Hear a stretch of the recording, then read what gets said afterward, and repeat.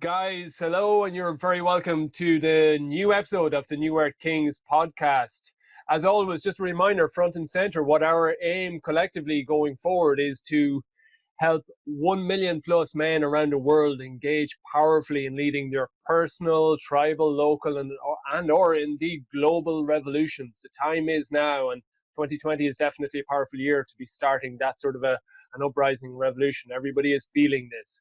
And today's guest, Andre van Kempen, is definitely a really powerful example of what we look at as in being New Earth Kings, leading his personal revolution several years ago. After starting up his own company and leading that for 7 years, he ended up experiencing, as a result of sort of the mounting stress of being an entrepreneur and the burnout that was having on his body, the effects of that, he ended up experiencing quite a bout of depression and indeed overcoming a battle with addiction.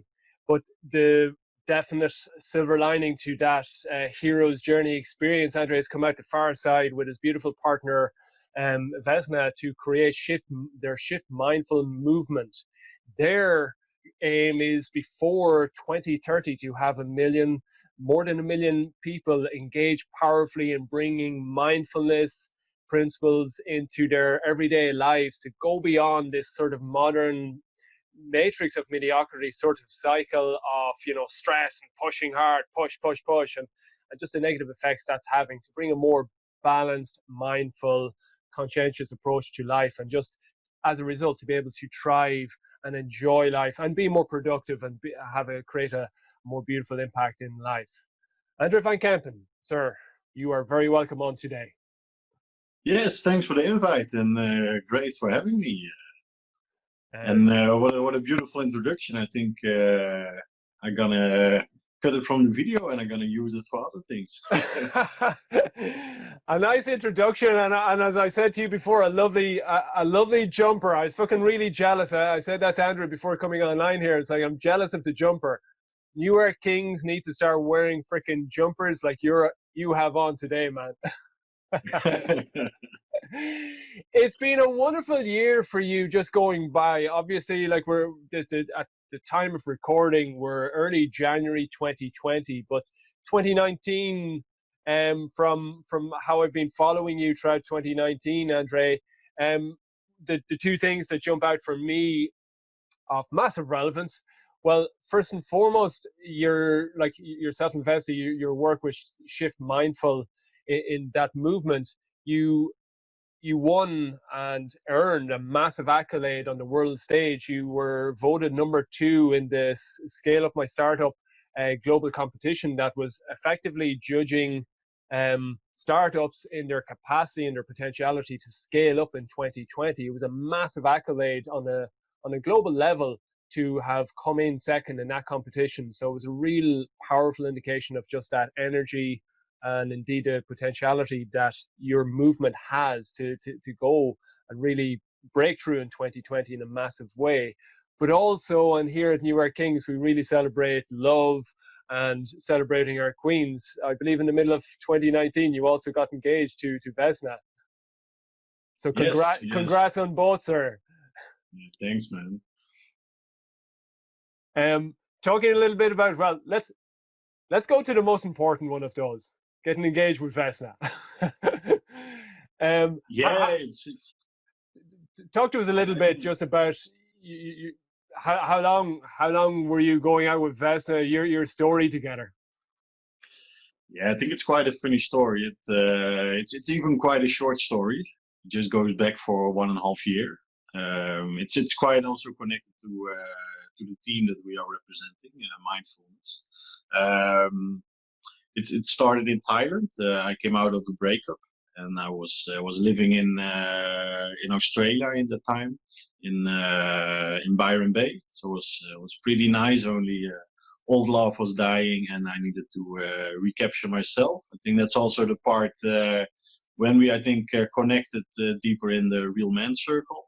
I think that was really the turning point in the last 1.5 years, and I decided to I never volunteered in my life. I thought that's maybe a part that I gonna do some volunteer work. And I came up in the mindful community, New Life in Thailand, and I was there representing marketing. And Vesna was working there as a mindful counselor, pedagogist who was facilitating the programs, but also creating the programs over there. And what became as a really beautiful friendship, no intentions, the daily walk around the lake, and really having deep conversations, both going through a breakup and some other quite heavy things in life. And yeah, I think that's the part where maybe even suffering connects. And yeah, by going every day in that beautiful landscape of Thailand, around the lake, and talking with each other and really deep connecting with each other, I think something started to grow. And I think out of honesty, we really acknowledged it to each other, like, okay, I don't know what's happening, but I think there's really growing something. Is it something what we want? Is it something where we are ready for? The difficult part was we were living in a community. She was counselor, I was a resident, but also a long-time volunteer. So really relationships were not allowed. So we really kept it a little for ourselves. But if you live in a small community, it's quite difficult to remove the big smile from your face. So yeah, at the moment, we came to the leader of the community, and we said, like, okay, love is something that we can't hide. So we are in love, and we really want to go for it. It's not something that we try to just have some regular sex over here in the community. So we also said to each other, okay, let's have the 30 days without sex to really see like how it is to really feel each other, to really come closer and enjoy all the beautiful things also next to just having the sexy moment. And yeah, things became really nice. We had a round house from earth bricks over there in the middle of nature, and things became really great. Only, yeah, for me, some things went not really good in the community. Just doing the marketing over there, I want to do more, but it was not a place over there. So yeah, I moved out, and I went. I started with Shift Mindful because I wanted to create more. They were really focusing on the care in the community, but I really saw people who are leaving the community, they still need help. So I want to create more like an aftercare program that they can use after leaving the community. But there was not real interest for that program, so a bit of tension. I moved to Chiang Rai, and I got a job in an was more addiction for alcohol recovery center, where I helped to set up some things, and we were working there together. Vesna came later, and yeah, also there we saw there is love, there is things that we can share, but also we can share the work together, the interests, and we're working for that recovery center, and we thought like, yeah, why are we not doing this for ourselves?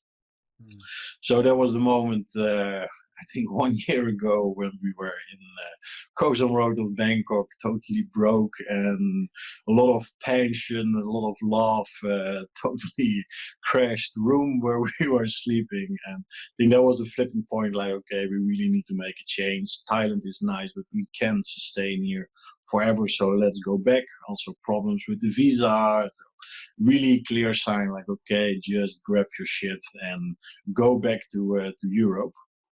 So Vesna is from Serbia, from Novi Sad, and she was already working with mindfulness over there. And we decided, okay, let's live over there. It goes easier with the visa. And I set up my business, and yeah, we have now a nice space where we are practicing. And the funny part, I tell a little bit like the business story now, because you ask like, okay, the engagement, how did it work?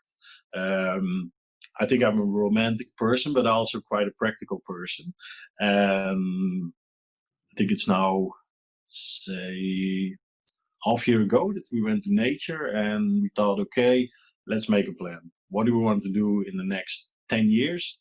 And yeah, in that plan came also a moment like, yeah, but if we really are so serious in planning a business for the next 10 years and really want to live together for the next 10 years, then I think there's an important thing is missing. So let's get married. So it was not the whole romantic story like on a white horse and then the sun on the beach and blah, blah, blah. No, it was, I don't know, I also don't know who asked who, but it was really the moment like looking in the eyes, like, I think this is destiny. Let's commit to each other. And I think the best thing of committing to each other is through marriage. It's old, it's traditional, but I think it's, for now also we are engaged, but still we need to see when we plan the wedding because we are crazy busy and maybe other things that we want to solve first. And but already the feeling of that commitment that another person commits to you, and afterwards, yes, we can have amazing celebration with the wedding, with a party, with friends, and but just that feeling, I think that was for me like the highest point in my life. That it's like, yeah, some other person who believes in you, who really want to commit to you, and I think that's a beautiful part. It's such a powerful initiation as men, and I think sometimes we disregard it. You know, modern masculinity, we're tough, we're hard, we're macho. You know, like the romanticism can be stripped to the side, and but it's like it is such a powerful thing to slow down and just realize the epic power that's in that deep commitment to one another. I know myself and Matilda, like we did, if you want to say getting married, our style, as my dad was sort of, he has said a couple of times since, he's like, yeah, but you're not married. Because what we did at our style, it was like after 6 months together, we did the pilgrimage to Santiago at the end of what, like 35 days of walking together, overlooking the ocean at Finisterre. We exchanged vows. Nobody was present. Now, in our minds, we're like, well, God, source energy, the universe is always present. So that was enough for us. And we exchanged those vows and still have the exact same ring on, 12 years later this year. And yet we've been through such tough and challenging times since then. Really incredibly tough. And yet just that commitment, that all-in commitment, that sacred commitment, and it wasn't in a church, and we don't have that bit of paper, and we don't have the legalities.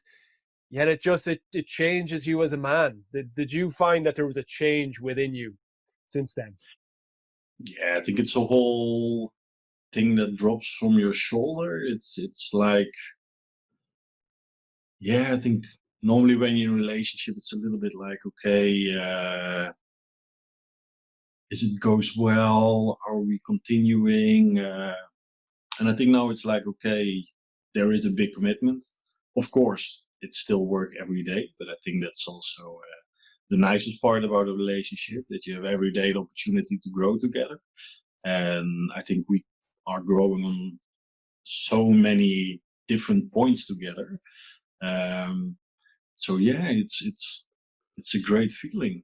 It's I think somebody who truly believes in you. I think that's on the end what we want to reach. I think the highest thing that we can reach over here on this planet, I think it's love. And I think another person who loves you and that you can give the love back. And I think it's really great. Yeah. Take us back a little bit before that, because I know, like you mentioned there, that yourself, that you'd been going through quite tough times. Um, in your startup, and I know on your website you go in the introduction to sort of having experienced depression and addiction, and I tread that in. I'm personally quite relevant to myself because I put my own hand up, you know, age what, well, it could be 9-10 years ago at this point, a mixed bout of depression, anxiety, lots of different things. I was just a sort of, if you want to say, royally fucked up internally, because I had no grounding. So I could have had like a list of 7 different psycho diagnoses. But talk to us a little bit about that, about just those sort of massive challenges, internal challenges that you experience as a man. Yeah, I think that we need to go back. What is it? I think around 8 or 10 years ago. I think even 10. That I think it was the moment when I started. When I was young, it was already techno scene, a lot of dancing, a lot of partying. So yeah, if you want to experience the music good, then it's maybe better to take some substance. So there was a belief that was what we collective with our friends truly believed. And I think it's also part of true. We had amazing moments. Only from the recreational use, it became also quite a part of my life. I was, running my own business. I started together with a friend of me. It's now, I think, 10 years ago that we started. And yeah, it started with a great opportunity. I worked in an internet marketing company, and I saw a gap that there were no small websites for small clients, and constantly there were missing opportunities. So I presented my plan, like, what if I start this for you? We can collaborate together. So from day one, there were around 10 account managers on the road who were selling our products. So it was like from here to boom. So it was a crazy injection. So I think the first year we made around 200 websites with the two of us. We had some freelancers who were helping. And every time was like, oh yeah, I think next year we get a little bit more grounding, everything goes a little bit slower, we have more people, so everything goes well. But yeah, I think it was a tiny illusion what we kept for each other. Also, the tiny voice in my head that I programmed by myself was constantly the sentence like, "You're gonna make it in business life." And later I experienced like, okay, if you want to give yourself a motivation, it's better to make the motivation smart instead of just a vague motivation. Like, yeah, gonna make it in business life. Okay, what do I gonna make, and what is business life? And so I really became quite addicted to cocaine. It whole changed my personality. I became quite narcissistic. Um, my ego was rising on the same speed as my company was rising. Um, I had always a dream to sit with big clients, facilitate brainstorm, sales meetings, and that kind of stuff. And then I was there with one of the biggest book companies in the Netherlands, and I was sitting around the table with the owner. But there was nothing. I felt nothing, and I really thought like, well, what the fuck is happening? Like, is this my life? Is this what I want to do the rest of my life? And I had some coaching on the side, and I remember you put a paper in front of me with some questions, and I answered the questions, and I thought like, no, that's a pretty high score. I think I did well. And he said, okay, if you have a 0, you have a perfect life. If you have a 10, you're really depressed or you have a burnout. And so I said, okay, I think it was around the 7 or 8. So that was really the moment that I thought like, oh fuck, like the guy with slash hammer who comes like dang, like, oh fuck, what do I need to do? And after that meeting, I had a funeral from some friends. The dad he died, and I think that was really the moment that I thought by myself, like, yeah,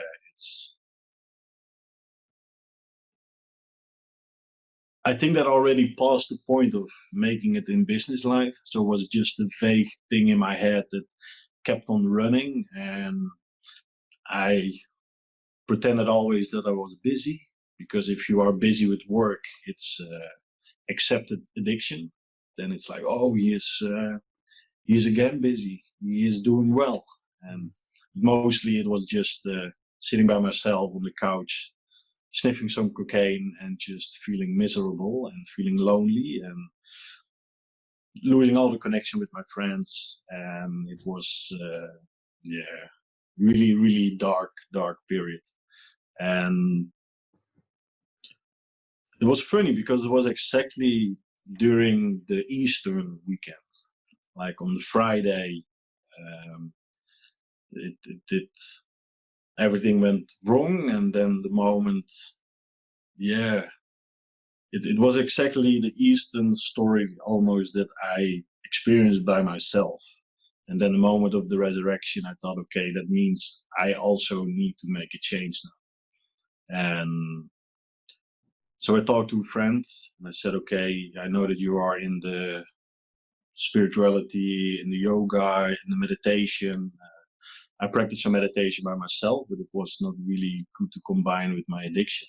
And she said, like, it's maybe good to go to Thailand. And it was Center Orion Healing in Koh Phangan. And I think that was really my ticket to this, to the happy face again, and really the good feeling good guy. It was crazy over there. Started with a 10 days water fast to totally cleanse my body, and it was so insane. To everybody went totally down, like headaches and that kind of stuff. And for me, it just went up. It was like, whoa, everything felt from my body. And I think that also during the water fast lost around 20 kilo or something. Just the lazy, depressed fat, what was on my body.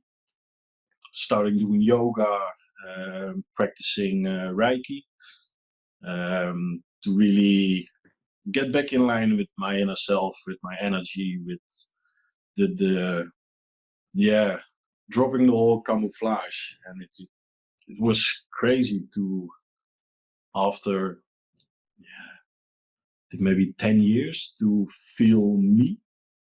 And it's crazy. And I think that was the moment that the journey started. It sounds obviously in just flowing seamlessly in conversation now. You're able to talk about it, and you just pack in sort of 3 or 4 minutes what happened over, I imagine, a number of months. If what were the what was the most intense moment for you before you actually reached out to those friends and actually crossed the bridge of asking for support, asking for help from the world? What was the most intense moment that you remember that you just like, no, I can't fucking go on doing this anymore? It's to be honest, it really happened in a weekend. Okay. It was crazy. And I think I'm a guy who, if I see where I can make improvement, I take action. Only I was living in the shadow, so I couldn't see it. And I think really my coach, who really pointed right in my face, like, dude, like, I was also doing a lot of workshops, trainings to become better in certain skills. But I know inside of myself, like, maybe if I just skip the addiction, skip the cocaine, then I don't need those trainings. But still investing so much time and money to grow, so I didn't have to give up to my friend, like, could keep him close. And because that was the moment of the place to be, to turn off my head and just to numb myself. And so there were more trials before. Only I think when you have certain form of addiction, you become such a good manipulator, a really good liar, and there is always a reason to see it from a good angle. And it's But I think that moment was really that I stepped away from it and really looked at it from the top, and I thought like, well, this is not good. This is it's time for action. And I think from that moment, and I think 1 or maximum 2 weeks later, I was in the plane. I was gone. I was to Thailand. And I think one of the most important things, I got so much support from my business partner, because we were running the business together. And like, if one of the main guys is leaving, then it's quite a lot of pressure for the other one. Yeah. So it was. I remember I came down on Tuesday. I said, okay, I really need to talk. It goes way too far. Before, I already wrote some letters, like, to really apologize for my behavior and to really say that there's a problem, that I didn't know how to solve the problem. And that moment, I remember he came in and we were sitting together and just crying for a half hour and just saying like, dude, I'm out. I can't anymore. And I think after that moment, it was such a relief. Like, okay, I don't know, it really felt like that I for years was in the speed train, like, and that you look at the thing, the brake, but you think like, no, it's not okay, because there are a lot of people in this train who are counting on me, and I can't stop the train because everybody in this train, they need to continue. So I can't stop this train. But I think that moment was really the moment of, fuck it. I'm gonna stop this train. I'm gonna explain. I step out. I wave, and I wish them a really good, successful journey on the train. And it still, it's quite difficult to, because it's funny. My old company, it's at the moment #1 company in e-commerce in the Netherlands. So the train was kept on driving. So one side, it's really beautiful to see that they continued, and that the foundation, it's still mine. I'm a part of it. And both, we went other journeys. And I'm doing my thing now. He's doing his thing. Every time when I'm in the Netherlands, we have a lunch date, mostly breakfast, because that's what we did when we owned the company. And it's so cool. We still do what we love, but it's something different. And I think that's also really what I learned. Like, I think for a lot of people, it's so difficult to give up on things because they know what's coming. But I think it's, if you create something that was good for you and you give up, like, why is it so difficult to believe that we can create it again? And that we still keep in that safety mode. And I don't know, for now it's beautiful. I'm again in the startup period.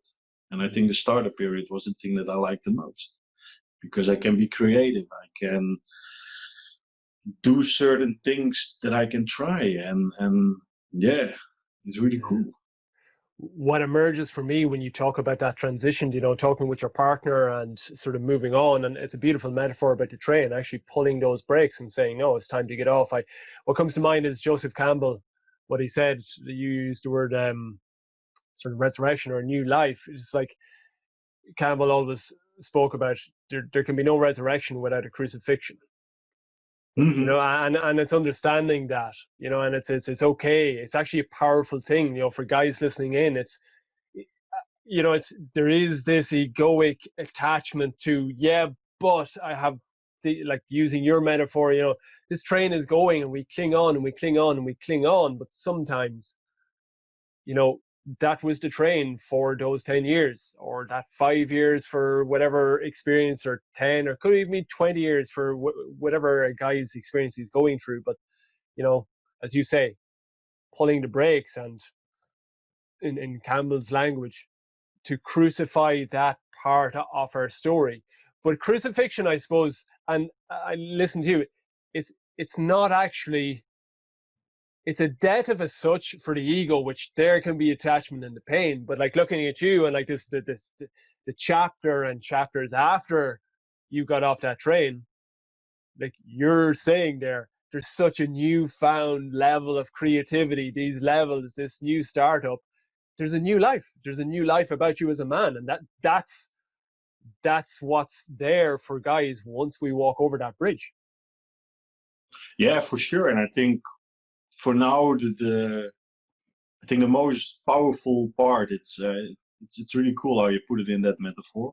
It's but I think for now it's really I think the parts of, like, the biggest part of my healing, I think it was through spirituality, through meditation, like 14 days Vipassana, water fast for 10 days, ayahuasca, combo, the whole package of the things that people say that's a part of the healing. And I think that's really like, okay, creating that new alter ego, that new personality that you want to be. And I think really the part that Vesna showed me, I think really the part of becoming aware that you're actually exactly the same person, but with different habits, with different personalities. So I think it's really that it's you step out of the train. On the end, you think you step in another train, but on the end, I think it's just in our heads that we step out. It's I think that's really what came through more using psychotherapy next to the spirituality. And I think it's really people who are having certain problems. I think it's really dangerous to just focus on the spiritual part. I think the spiritual part is really good for the awakening and really getting awareness of, okay, it's time for change. To find certain tools to maybe make that change easier, or maybe to manifest certain changes in life.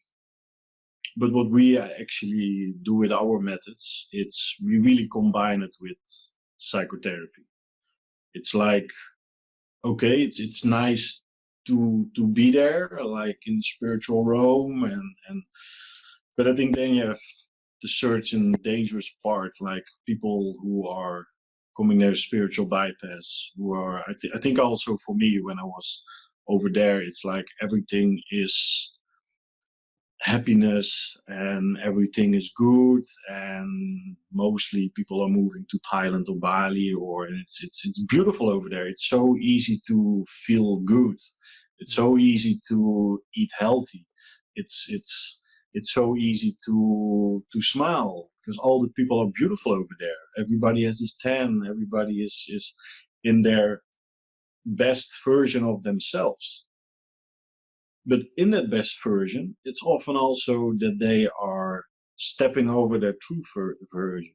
That it's they even maybe feel better as they are. So they mostly spirituality they say, okay, blocking the ego and remove it from yourself. But I think spirituality, it's also to, if you go too far, you really come in your ego. And it's really, but because you're spiritual, you can justify to yourself like, oh no, I really put my ego aside. I just hang out with spiritual people. Mm-hmm. I just hang out with people who are in the same energy. Using a lot of fake terms that are not measurable because they are in the spiritual realm. It's easy to talk about it and to feel like, yeah, and it was an amazing time and I'm really happy that I did it. But I think then the moment of coming home, like really grabbing my shit, going back to, not even home, but going back to Serbia, where it's like, I think everybody already lives like a minimalist. It's over here. It's skip the spiritual part.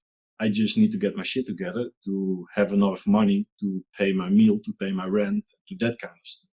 So over here to really go back to really ground myself, to really see like, okay, yeah, it's good that I was there, but now I'm back. It's time to get my shit together. And I think it's more through psychotherapy to really come back to yourself. Like, okay, but you was that person, you are now this person. What is the change? So what are you now? And really getting the clarity, like, okay, so actually it's all the same. It's all the same person. And really getting compassion also for that other person.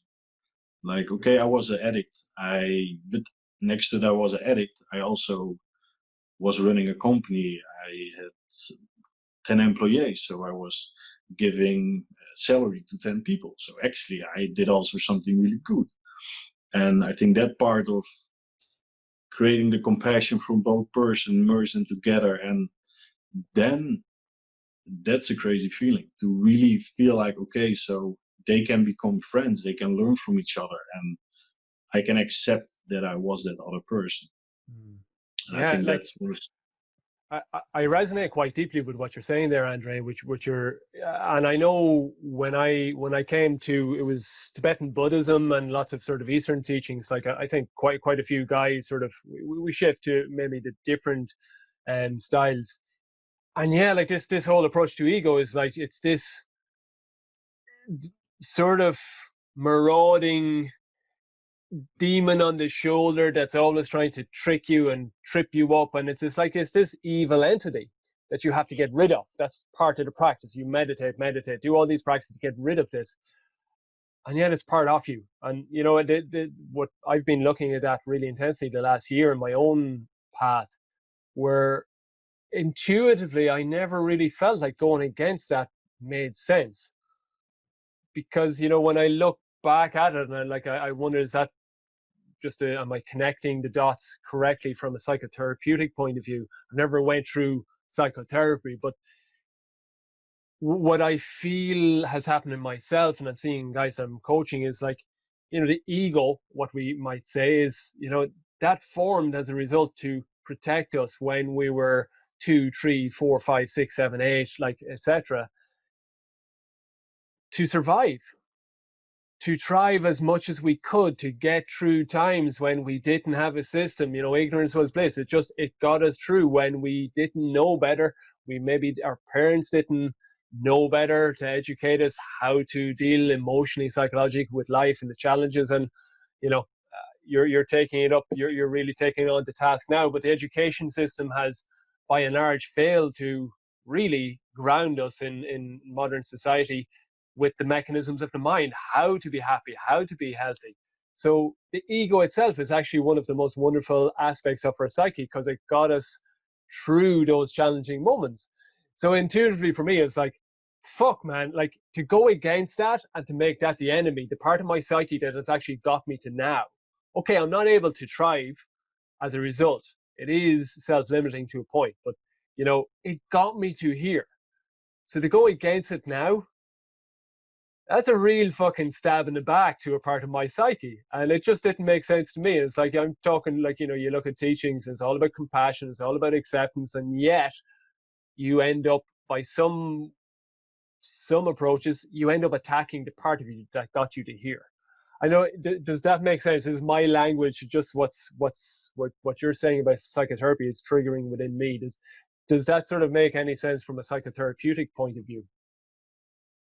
Yeah, I think it's more really. I think it's finding ways to understand the ego, to listen to the ego, to to sense. And I think that's really why we are using mindfulness, like what you already say, like meditation practice, or even other things. Like I'm really passionate about cooking. Now cooking is for me also a good way to meditate. It doesn't has to be always sitting on a pillow and go in a meditation, but I think more going by yourself in a state of, yeah, like I think if we just keep on going, like then we don't listen to the ego. It's there, so it's bothering. I think it's the same if you are hurried, you need to fix something, and your wife is in the background. Oh, and maybe you need to grab this and pack this, and they also think like, please leave me alone. But I think if you were a little bit earlier, and then your wife tells you like, oh, by the way, can you maybe grab this, and this? You think like, hey, that's helpful. Nice. That are exactly the things that I need.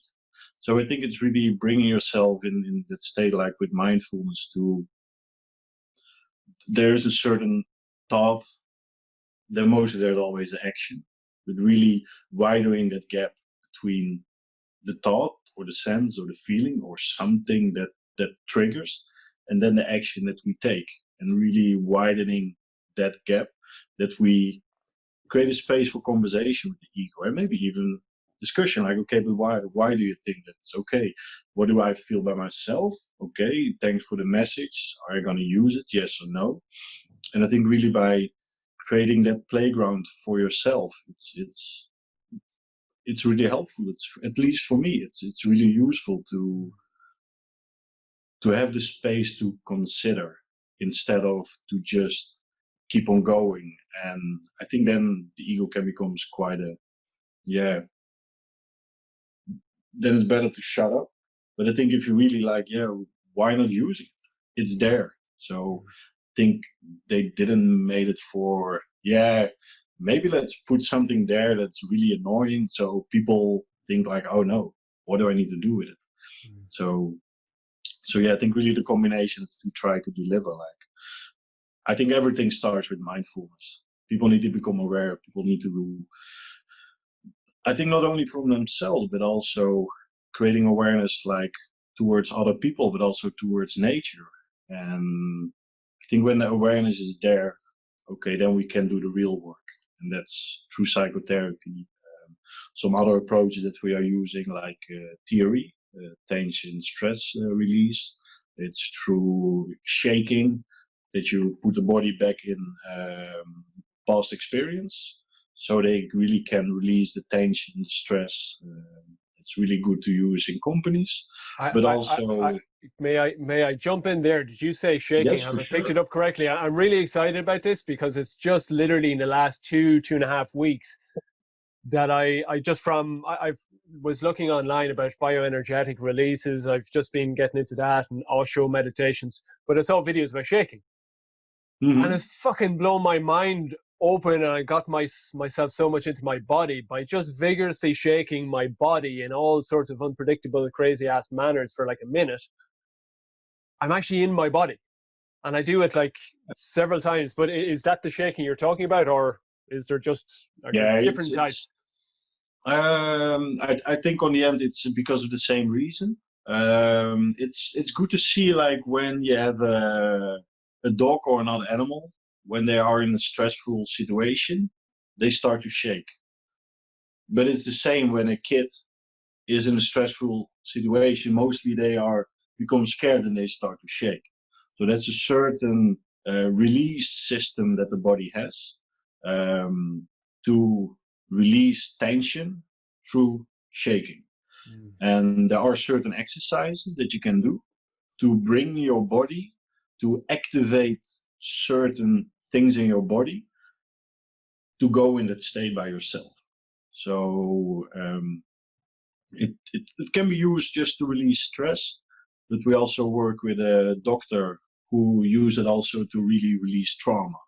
So they can bring people back in a certain state. They don't have to talk about it. They don't have to re-experience it. But it's everything is stored in the body. So by bringing the person in a certain state, it's also nothing to do with meditation. So it's over here. It's quite easy to introduce to the people, like in Serbia, because over there, because of religion, it's meditation, Buddhism, like it's difficult to explain. Mm-hmm. But this is, they do, I think, in total 5 easy exercises, and after the exercises, they start to shake. And it's My partner, she is Vesna. She is a certified teacher. By myself, I'm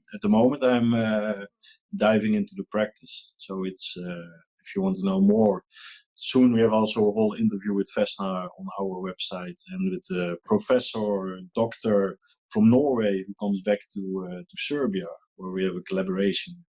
And it's so I think it's almost the same. It's but I think also, like, if you see, I think even with like Kundalini practice, that you also can come in a certain vibration. So I think it's something that we have inside to release tension, to release stress.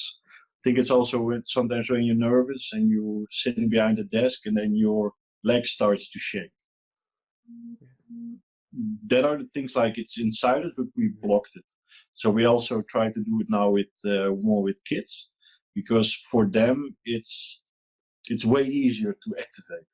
And it's also like when a kid is more stressed or they feel certain tensions, that they have certain release tool. Same if you have the pot on the stove and the fast cooker, there's the thing on top, like to really release the tension and to really use theory on that kind of way. And then if you combine it with mindfulness, then it's like, okay, I'm shaking, I feel it over here, so what is it? Instead of like just laying and everything happens, but actually you're not aware of your body. So it's a really cool combination to bring those things together. And afterwards, if there pops something up that you can use with certain methods of psychotherapy to really go into it. Okay, what's going on? What do you feel? What's happening? So that's a little bit. I find I can really see, just from experimenting myself playfully with the shaking and with other type of experience that I've had, like if you want to say embodiment practices, like one thing I notice with guys and I notice with myself is, with great intentions, so many guys are, reading books. They're reading the books, Tony Robbins, Dean Graziosi's, like XYZ, like whoever it is, Eckhart Tolle, it's like a whole range of different books. It's inputting wisdom, more information into the brain. We're listening to podcasts on our way to work, on the commute, as we jog, and all with great intentionality. Yet what I find is it's like it's almost like we've been taught, or we've been sold this idea for decades now, if not even centuries, of it's all in the brain. It's all about changing belief. It's all here. So naturally, guys sort of with great intentions go, well, if it's all there, we'll pack it with the right information. And yet, like what I'm hearing from you and this, the bioenergetic approaches and so many different embodiment practices and body work, is it's in the body.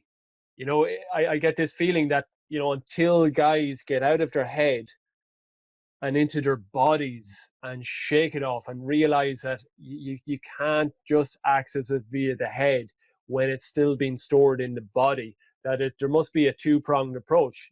Impact, get new ideas, and restructure or optimize, upgrade the programming from the mind. But we got to get down into the body, which is emotions. But then it's a minefield for men, because I know myself. Fuck, like you get into the emotions and to be mindful in what you're feeling. I found myself such a resistance there from just not actually in the beginning, and I'm still just getting up to speed with this, not knowing how to literally describe what it is I'm feeling. Have you found that as a man, or with guys that you've been working with, just the challenges for men to get mindful when they come out of their head and into their body? I think already a certain point what you say, like, try to explain with words how I'm feeling. Like it's a feeling, it's not a thought. I think that's already where it goes maybe wrong. I think it's the same when the masculine and the feminine start to interact.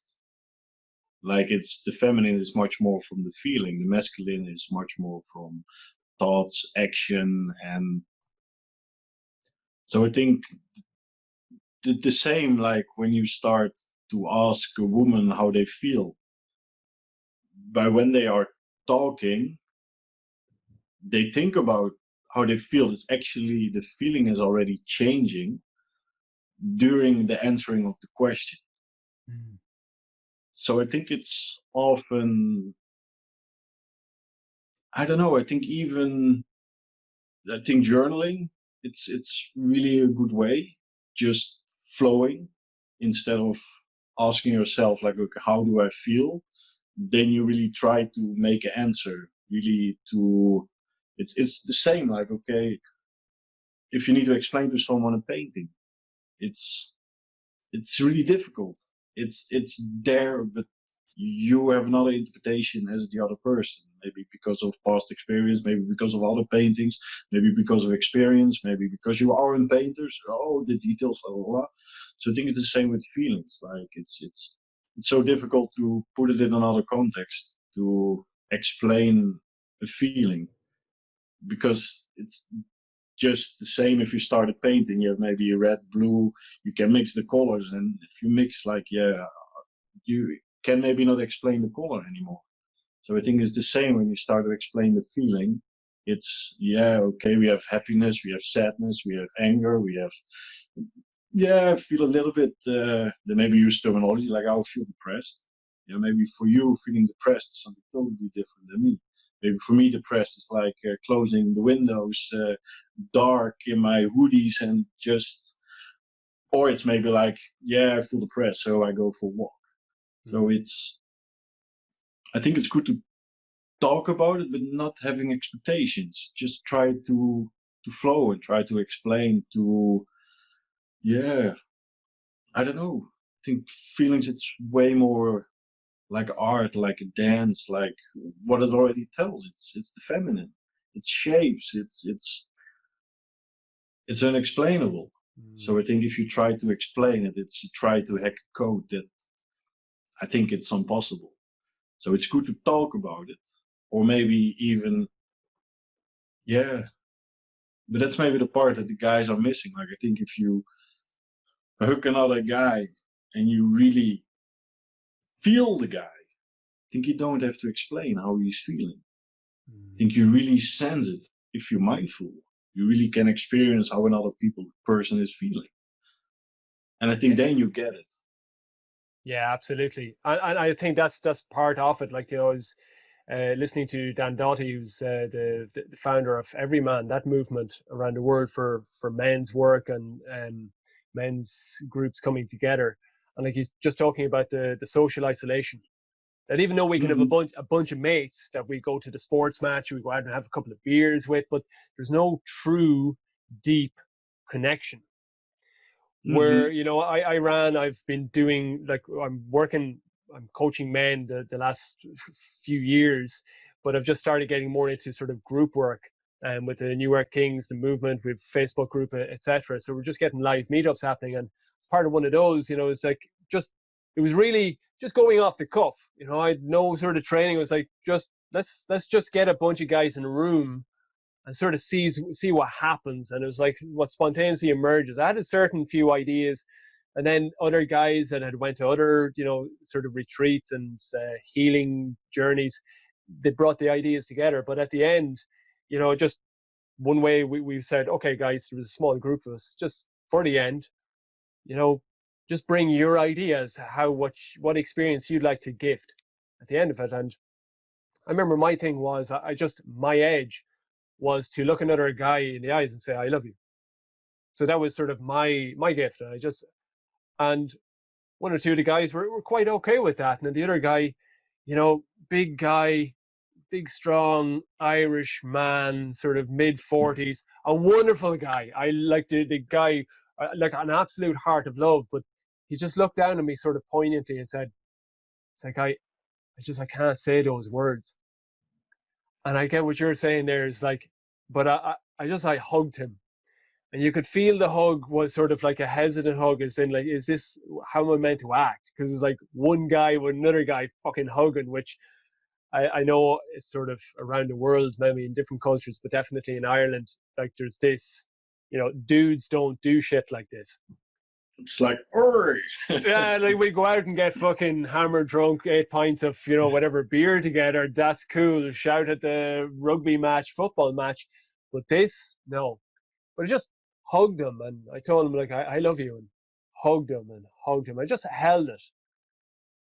And then you could just feel, just the the frame and the body melting into it more and more. And I have to say, I'm not saying that he was just going through it. Both of us, over the course of a minute, you could just feel both of our bodies fully relaxing into it. And it was the most beautiful, deep connection that I don't know personally I'd ever experienced. And he told me afterwards he experienced so much, but there was no words. I get what you're saying there. There was no words necessary. There was no point asking that guy, well, what did you feel there now? He felt it. That's enough. But I think it's just for guys, the challenge is to create a brotherhood and groups of guys coming together that are consciously creating these type of experiences that, the experience itself is enough without the, oh, well, let's get into the analytical brain, the rational mind, which is where we fucking camped out for centuries at this point. On that point, I'm interested. I know just in preparation for the podcast here this morning that you have experimented. I don't know if that's an ongoing project, but you've experimented with running a men's group in the city that you're in Serbia. Yes.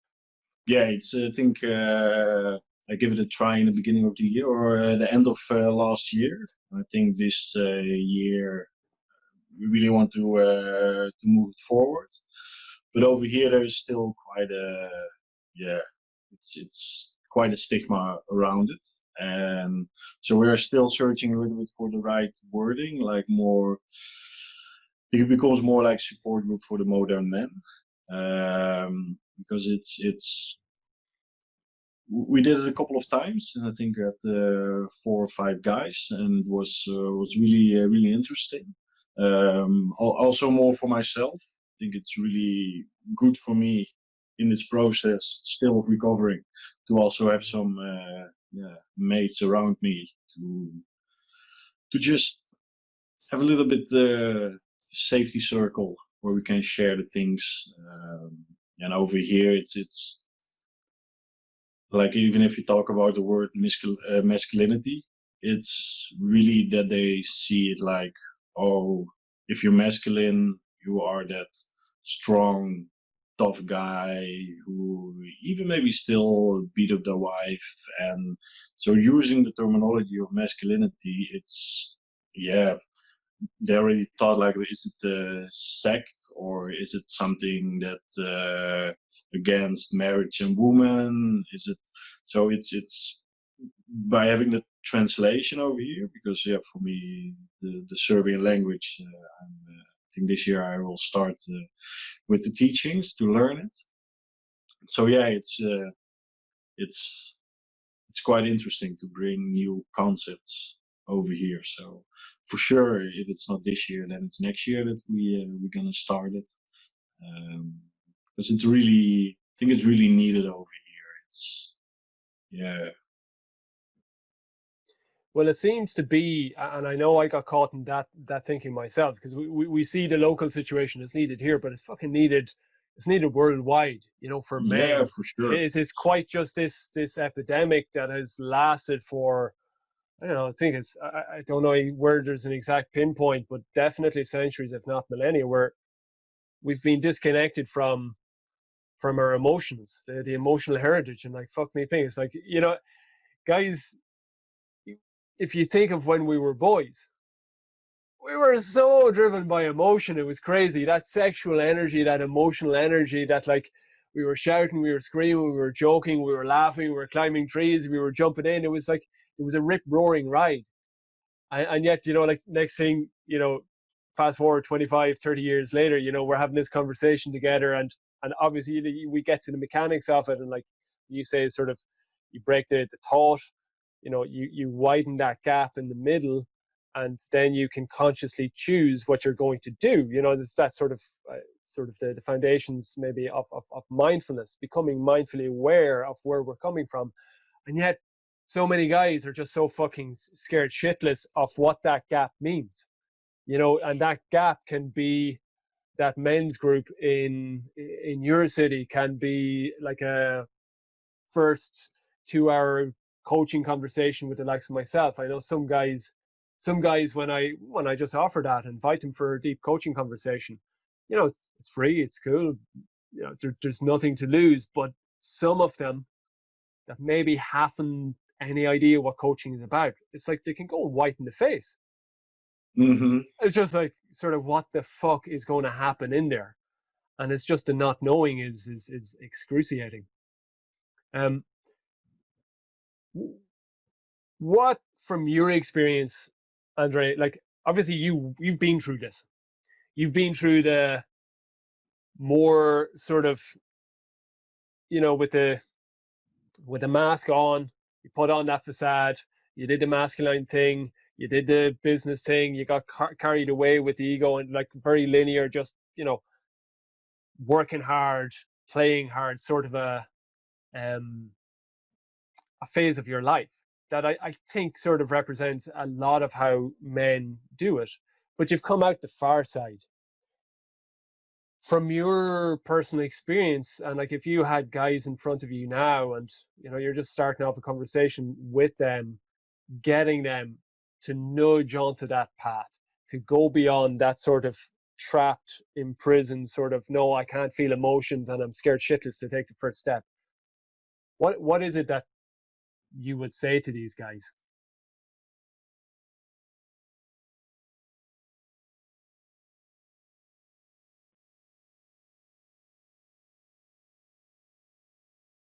I think I should start with a moment of silence, because I think that's when they maybe already catch the answer by themselves.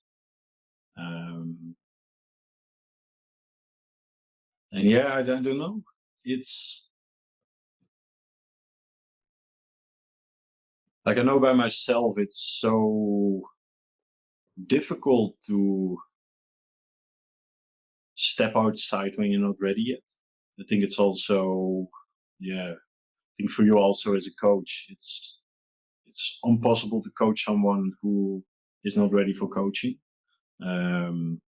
So what we try to do is really to inspire them by the things that we are doing. I think it's acting as an example to really show that there are differences. Like, it's now when I'm back in the Netherlands and I see friends or who were a little bit farther away from me, who really missed the whole part of me. They see now, like, yeah, but you're living in Serbia, or what happened?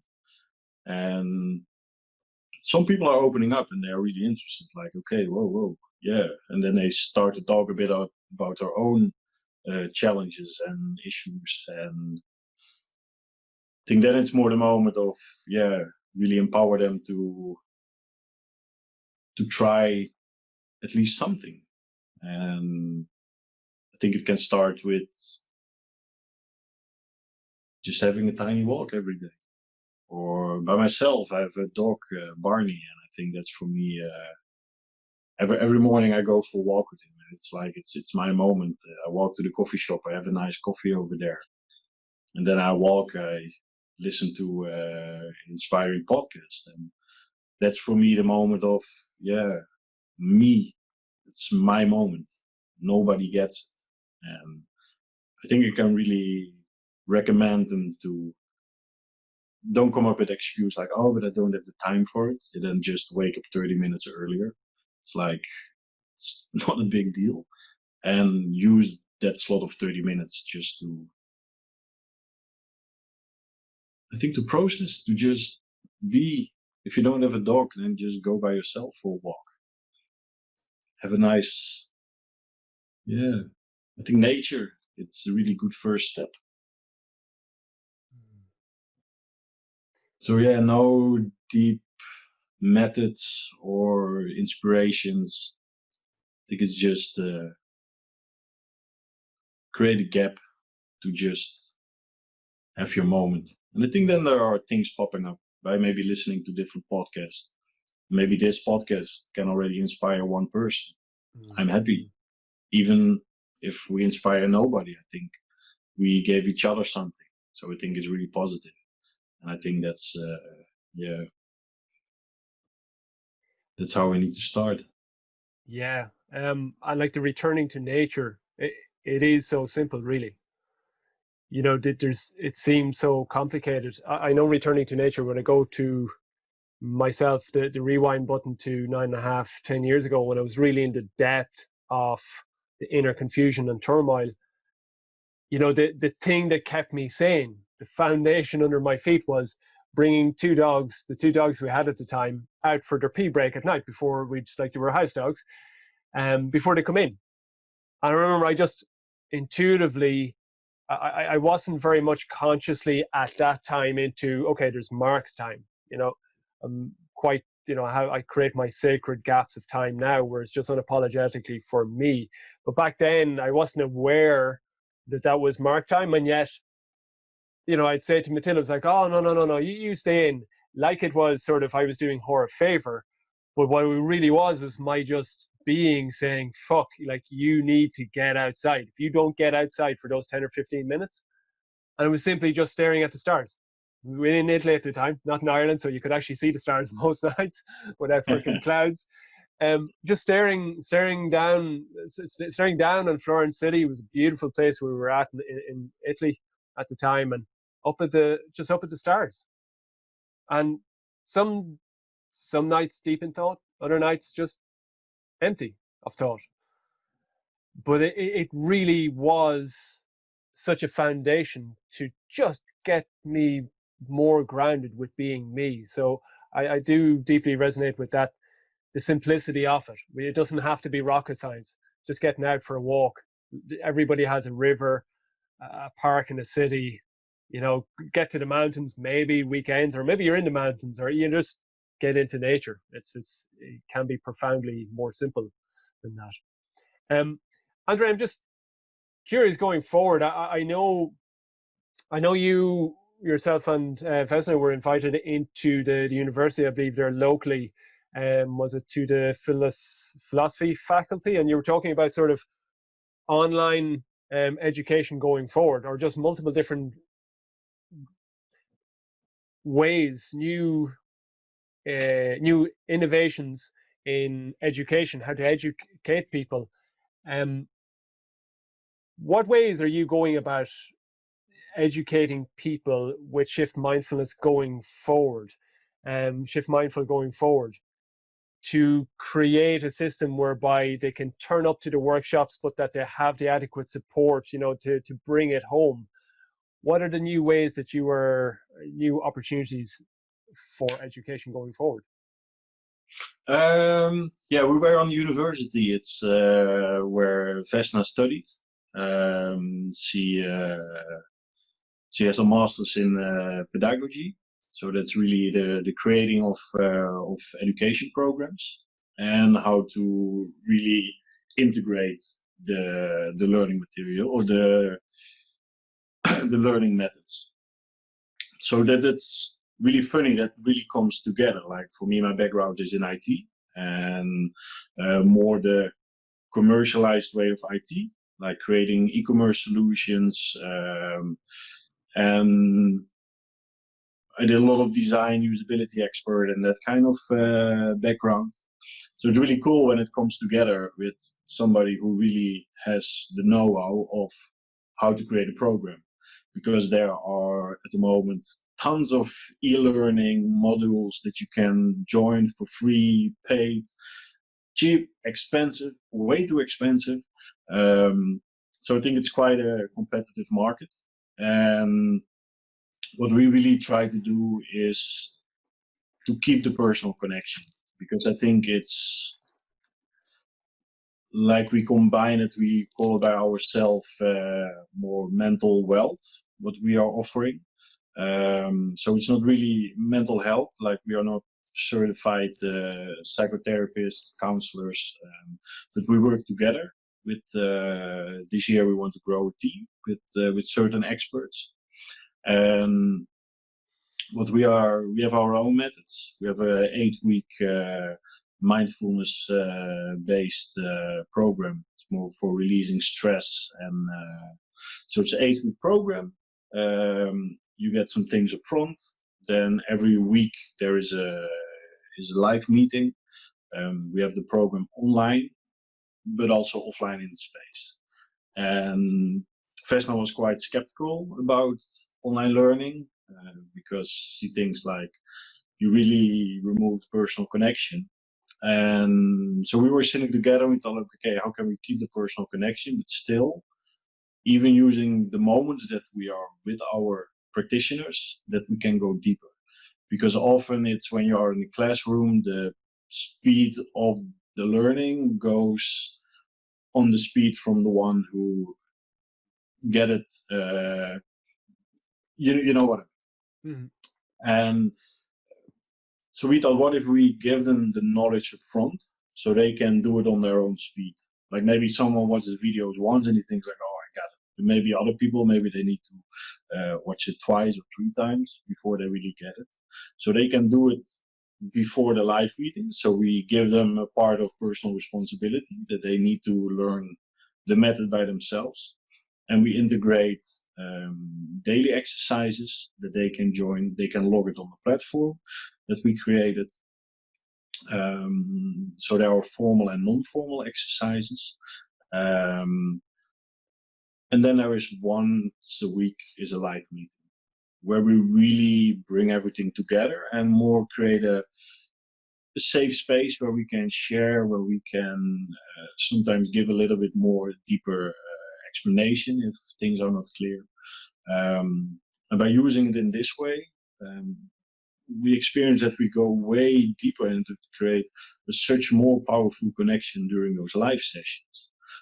Because they already study by themselves, and then really during the space that we gather together, we can go deeper, we can create a connection, we can give personal examples. So yeah, that's a little bit the way how we create our own programs. That's in our big program. We have some smaller programs, some more lectures, say 4 videos. You can watch it by yourself.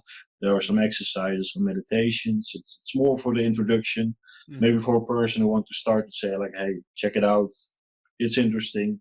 About stress release, about self-compassion, about more body awareness.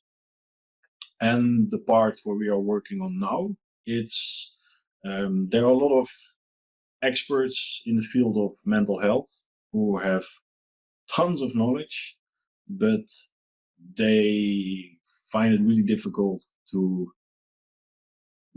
like with all the influencers, all the new age healers who know exactly how the web works. It's quite difficult for them to grab the stage. So, like we have one lady from Norway. She is a doctor, a professor. She has tons of knowledge, but she don't know how to bring it in this new world. So we become more agents to help her to the background of Vesna to really create with our knowledge a good program that we can create or can wrap in an online program, and really help them with making launching campaigns and share also their knowledge on our platform. So that's a little bit how we bring the education at the moment. It is, and I do see that from different courses I've done myself. It's just that integration of you have the trainings on, but with the live component, and it can be live in person, live in one physical room, or by the digital campfire, as they sort of commonly say nowadays. But just that there's live connection, communication. I know I was very cynical about sort of live online, even with one-to-one coaching. I always sort of thought, no, I was old style. I prefer to do there in front of me. That's the way. But it's sort of quite surprising how deep we can actually go online. I love this technology, face to face, and I think it's just this natural when we get face to face. The connectivity, the technology is allowing this to happen now, but it it's not the same in a way, of course. I think every person, to get into one room or just round that proper physical campfire out in nature, of course, there's elements of, well, that's the ideal of the ideal. And yet the technology that is available that allows this to happen, across a continent, that allows, bunches of people to happen. I'm going to have a Zoom call in a couple of weeks' time in the New York Kings group, and that's going to happen from there's 14, 15, or maybe 16 countries, nations around the globe. It allows this potentiality to happen. So it's just sort of just finding this meeting ground of new tech, old and rapidly evolving ideas, and just coming in together and getting really creative with it. Yeah, and I think also really like more in the field where we are operating, it's a lot of people are suffering from depression, anxiety. They maybe even fear to go outside, to make that step, to show up in our space, and to join a meeting with people that they never saw before and have a conversation. So I think that's really what the learning that we got like in the last rounds. It's like now people can show up during the live calls. They even can maybe don't turn on their camera because maybe it's too much. Maybe they just want to see, okay, what's going on, what's happening. And like during the 8 weeks, like in say from week 7 or 6 or 5, all the screens are on. So it's even for people that it really gives, they can stay at home. They don't have to go on the street, make that big step. Of course, we recommend afterwards that they maybe can show up on some live events. So that's also what we are trying to create this year and next year. We want to organize a certain Balkan tour. We go to 5 Balkan countries to create certain ambassadors who can also carry our program in the capitals, and that they also organize like live sessions.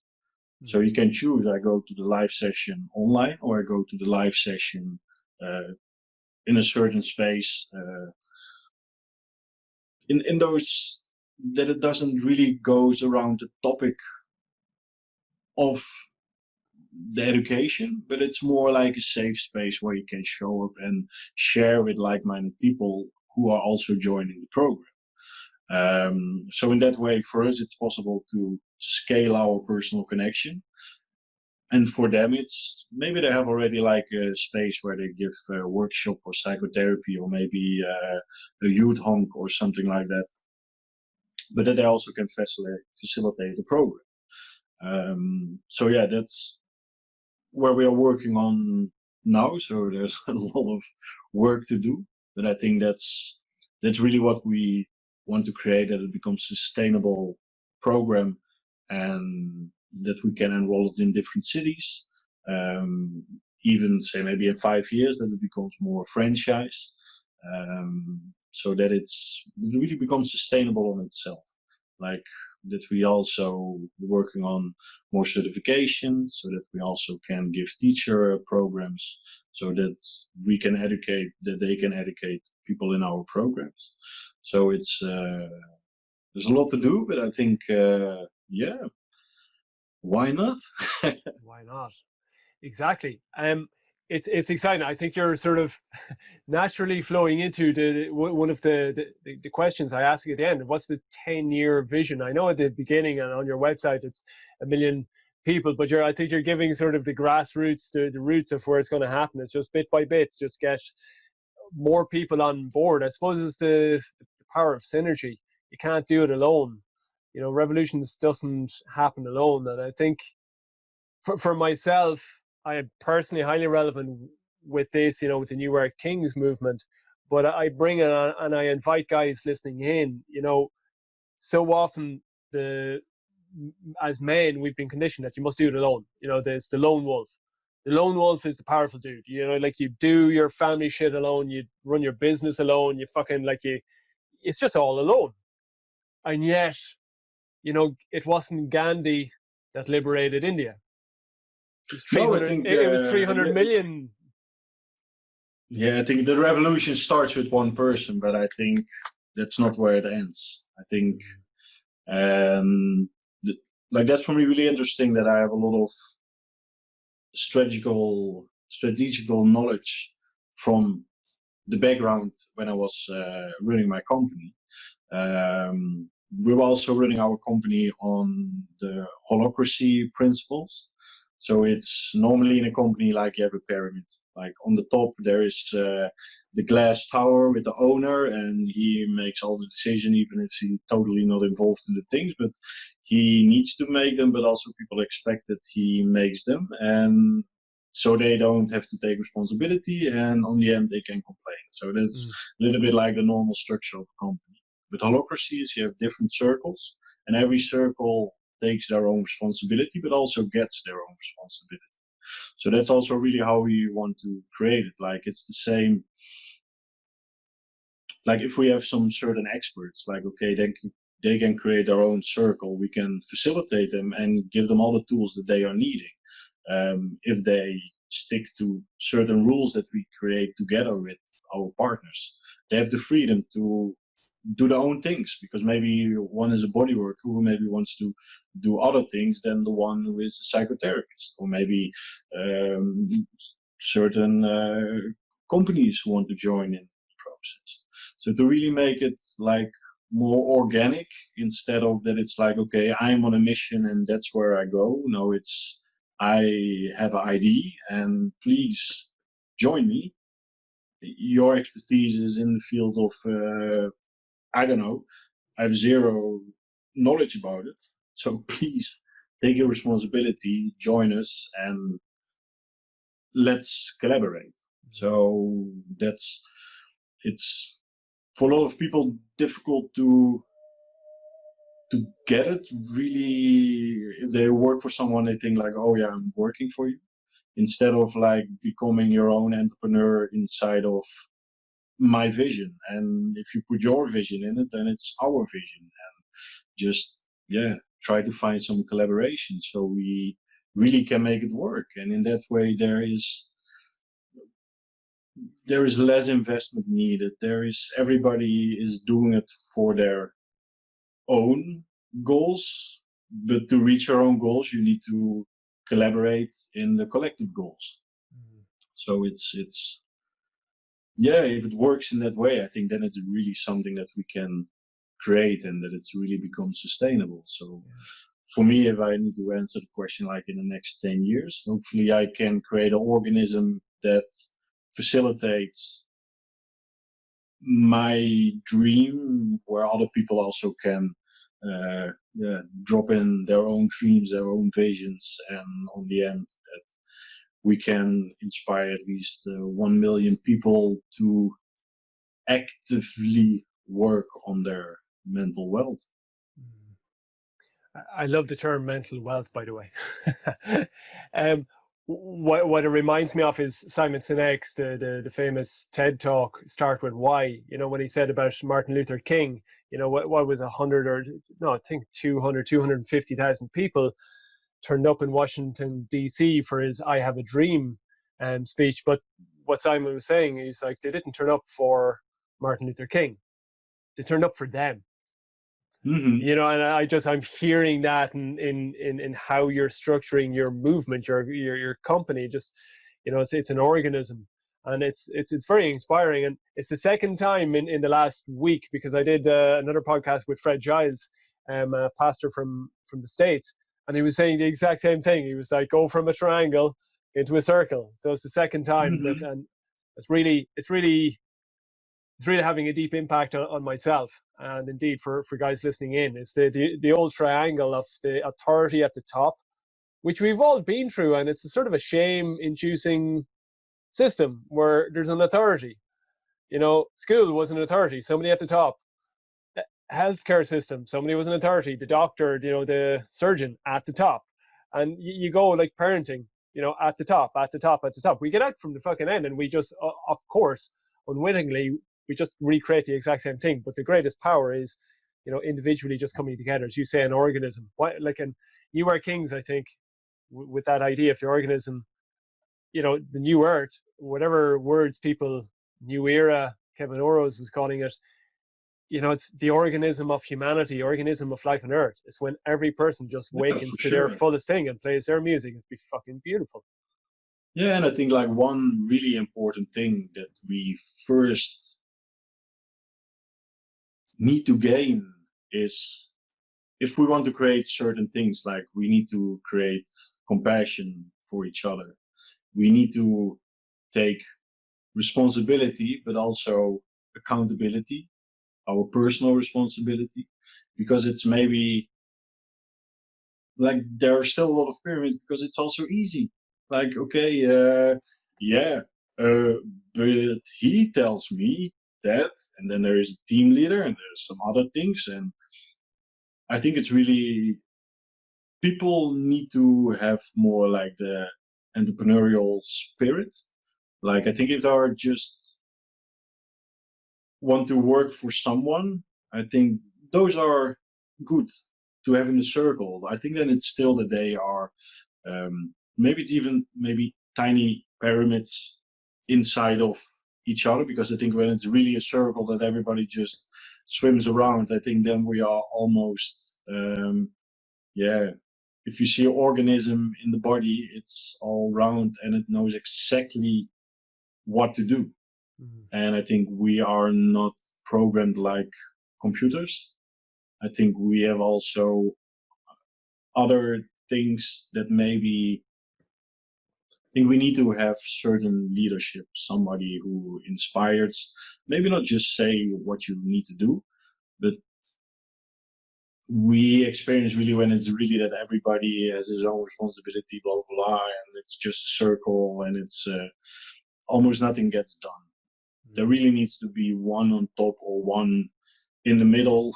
Maybe that's then better to say in a circle, who really inspires the others, who also has the knowledge. Like normally the doctor is on the top and that's like the leader. But if maybe the doctor is in the middle of the circle and he is more the facilitator, like, okay, what do you need? I got all the knowledge, I got all the experience. If I give it to you, maybe later you have enough experience that you can become the middle point of a new circle. So I think then it's organic possible to grow. And so, yeah, it's a little bit, I think, the best from both together. Absolutely. I think it falls back to, like, listening to you, you're the embodiment of what you're talking about.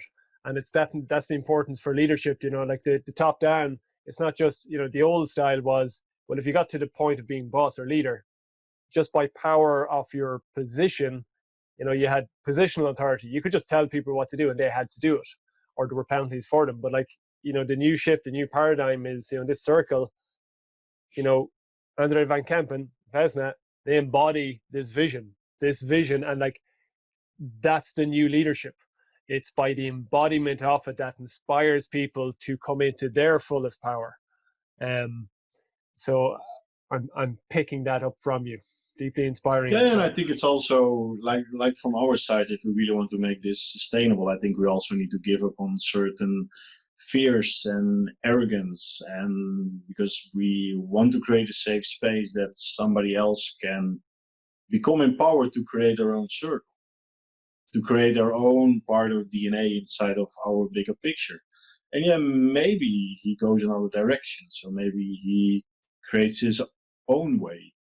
And I think what goes sometimes wrong, like in other companies, like when people really motivated, they grow out of the company and they start for themselves from scratch, instead of that there's a certain empowerment or motivation, like, oh, you want to do something else, hey, maybe we can do it inside of our part. I think really the opportunity that I got in that internet marketing bureau, it was, okay, I see a gap, it will benefit for both. So what if I fill this gap? Then we can profit together, instead of we become enemies because we betrayed each other in certain ways, how they call it, and we have the whole competition rules, and you can't call the clients, and so I think we really need to become more together and trust each other. And it's yeah, it's the same if you have a good concept like for the men's circle. Like, yeah, I love to integrate it in the things that we are doing over here instead of that I need to find time to create a program to facilitate in a men's circle over here. And maybe even with my feedback, you can make it better. And I think that's a way better thing to on the end in the field of mental health coaching. There is, I don't know, still a sense of ego and competition, and that I think like there are so many people who are needing help. If we maybe just drop all our things and just work together and really try to make it a better world instead of like betting each other on all the possible ways, and yeah, it's I don't know, hopefully it doesn't become too commercial, this whole healing, personal development. And so that's really what we try to empower with those experts. Like, okay, that are the sources of the true knowledge. Like now somebody read a book and he has an opinion. It's nice that you have an opinion, but in certain ways it goes way beyond the opinion. There is years of research that maybe is crossing your opinion, but in playing with addiction, depression, anxiety, it's, yeah, maybe we can give him a better feeling, but what's the response of that better feeling after 10 years? There are experts who did tons of research. Let's bring it in and let's give them a stage to share their knowledge and maybe educate the ones who maybe just read a book, to educate them more, and also the helpers to facilitate them with more support, so they don't have to watch online education about advertising, about social media, about copywriting. No, let them read books about what they can truly bring to their participants, to their clients, to their students. So I think that's really what we try to create. It really becomes more a platform where, yeah, as I say, sometimes it becomes the Airbnb of the mental health, like where the student can find the expert, they can review each other, and they can learn from each other, and even maybe the student is also a teacher, because. So yeah.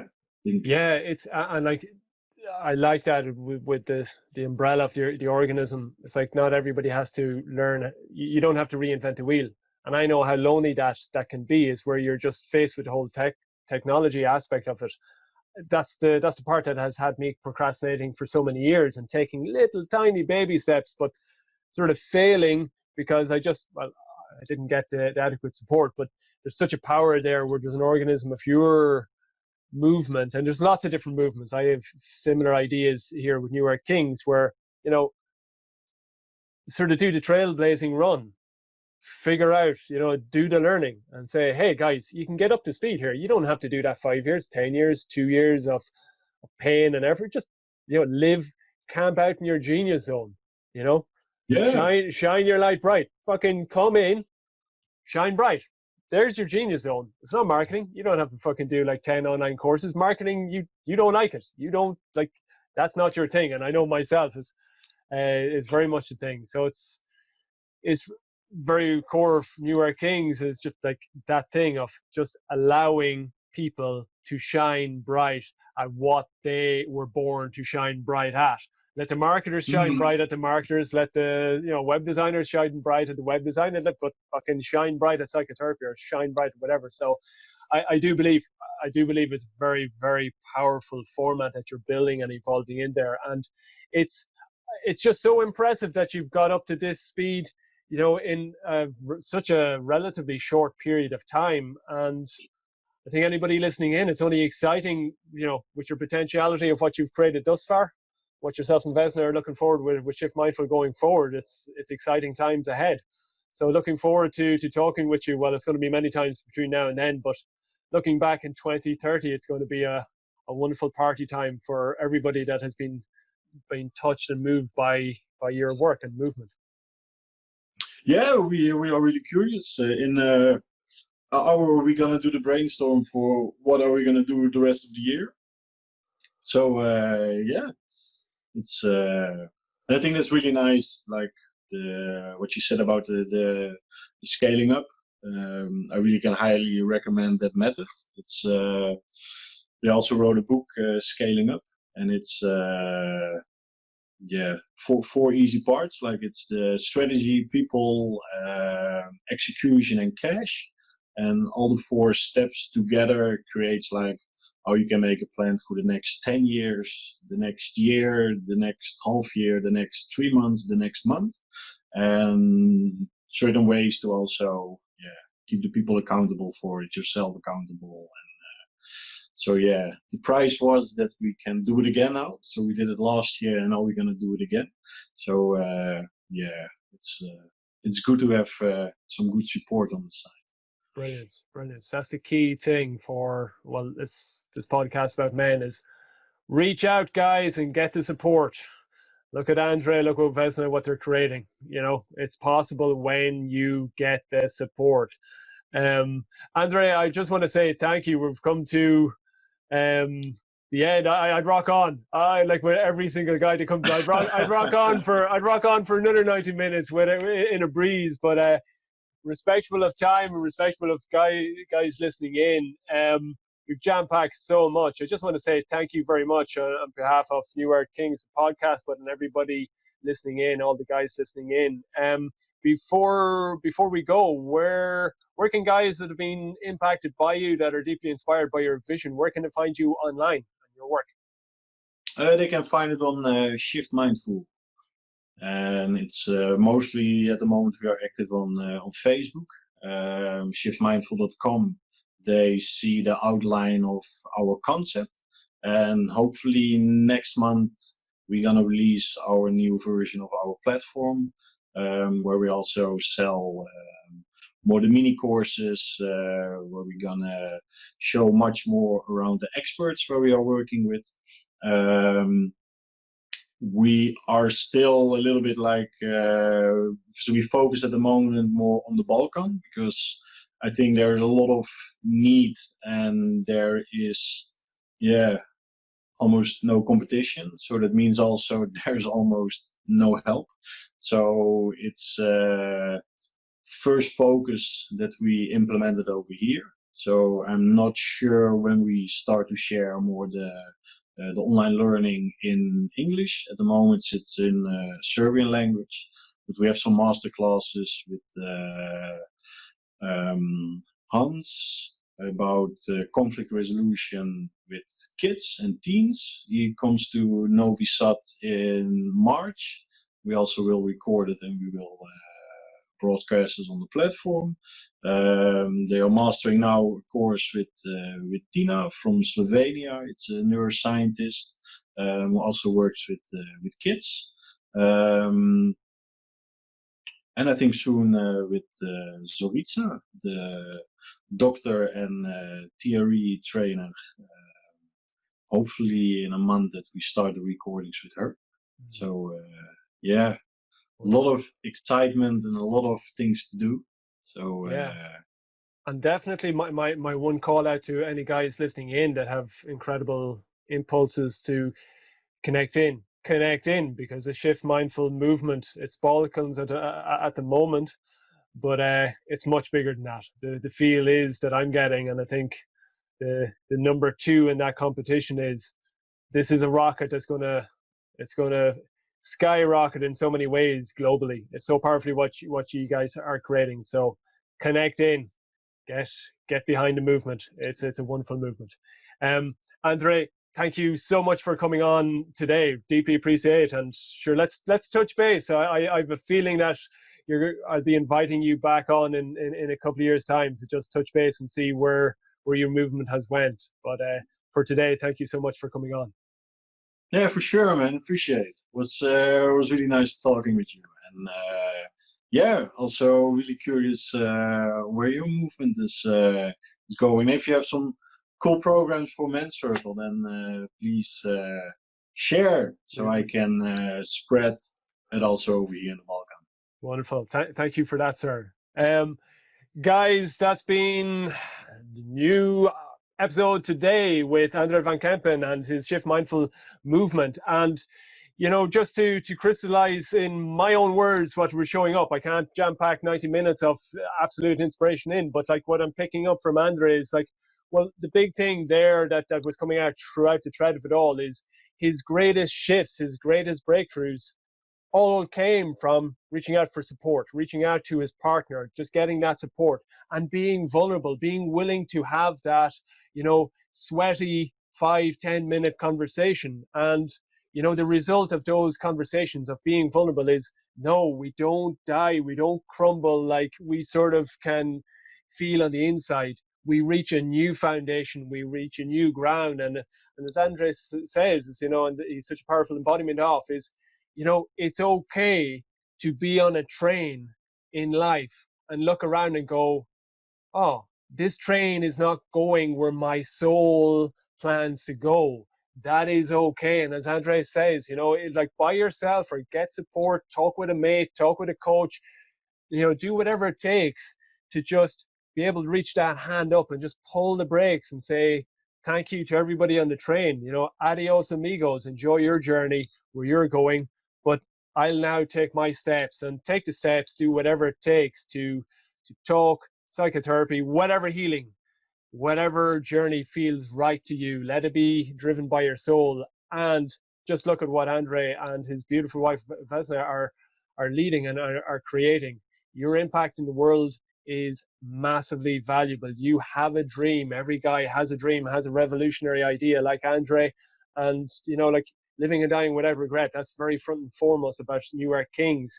You know, so when we have these real conversations, we connect with that revolution, our personal revolution, and then into our locality and indeed onto global, like Andre is leading with Shift Mindful. But you have that in you. It's the most sacred gift that you have. It's time to start playing your music in the world, guys. The world will be a better place as a result of that. Andre believes in you. I believe in you. The whole entire universe is rocking your ship behind you. Time to start that revolution.